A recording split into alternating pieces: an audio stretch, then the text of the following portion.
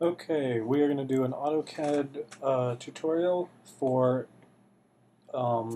inserting an external reference file, or in this case a JPEG file, of the 5-foot contours for your 381 site.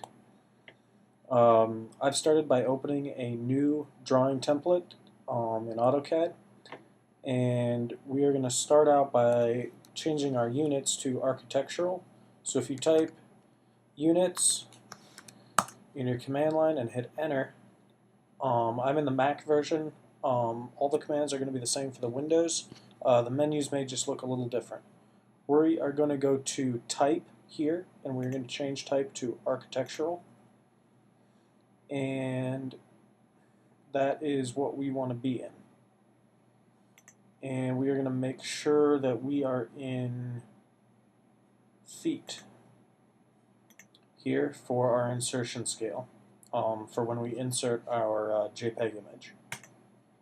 We're going to hit OK on that, and now we are going to save our file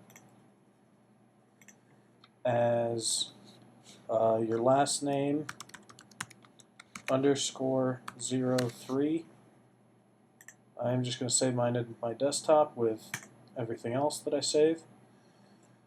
You will want to save this in a good file management. That's going to be key to keep, especially when you start working with external reference files, because if they get moved, you'll lose that connection and you'll have to relink the file. We can cover that a little more later. What we're going to start with now is making a few layers just to set up your document. In the Mac version, your layer list is right over here as a standard. It comes up. In the Windows version, you may have to type layer enter in your command line in order to pull up your layer menu. Either way, you're going to go to the standard 0 layer, and you're going to right click on it and do new layer. And that brings up this option here where we're going to type the name for our new layer. So I'm not going to type all the ones that are on your assignment sheet, but I'm going to start with A-property line.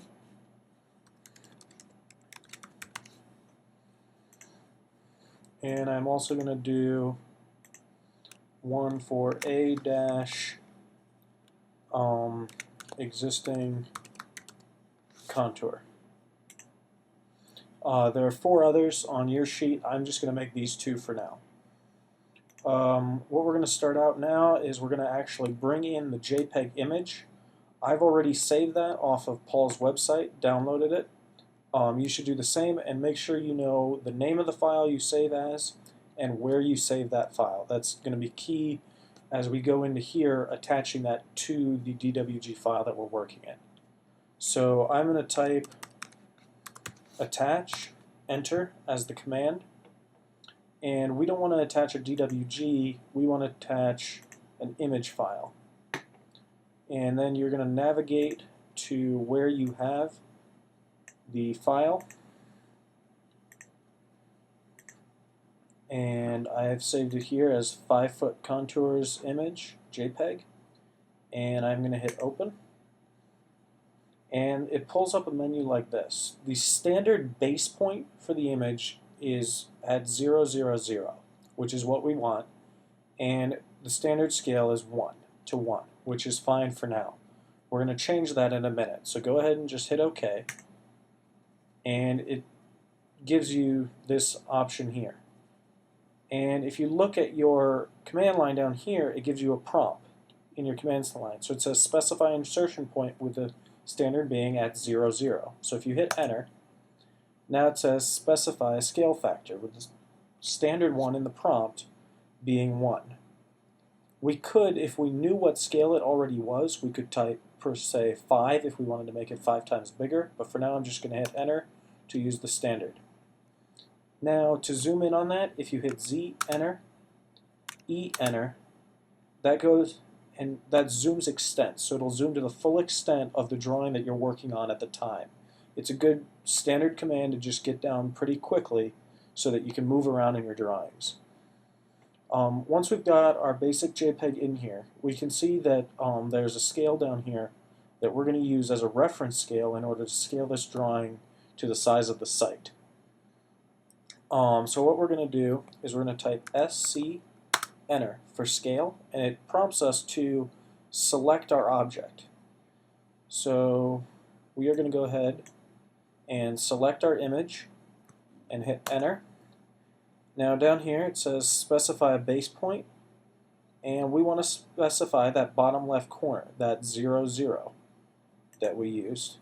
So that's our base point. Now down here it gives us two options. We could just enter a scale factor, say 2, which would multiply it, or 0.5, which would divide it by half. But we want to actually type R, enter, and that's reference. So we're going to reference the scale from what we have on the image. So I'm going to zoom in a little bit here. Whoops, a little too far. Bear with me, the computer's not too quick tonight. And we're going to start on the left side here at the 0, and we're going to click our first point, and then we're going to click our second point that we know the distance of. So we know this is 100 feet. You could use the width of a road, per se, 25 feet, the length of a car, maybe around 10, the width of a parking space, around 10 feet, if you were scaling, say, a Google Earth image or something like that. So I'm going to click right here, and it says specify the new length. So we know that we want that to be 100 feet. And we're going to type enter. And our drawing went somewhere. So it's been rescaled. So again, we're going to hit Z, enter, E, enter. And that's going to zoom us to the extent of our drawing.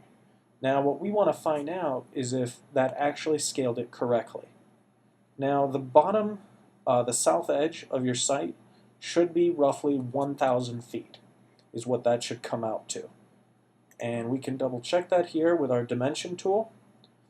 And let's get a rough idea. And 996, 1003, we're right in that ballpark. So it looks like ours is scaled correctly.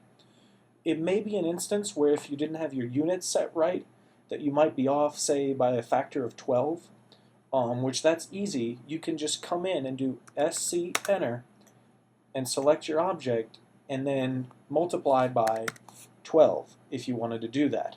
I'm not going to do that, though, because mine's at the correct scale.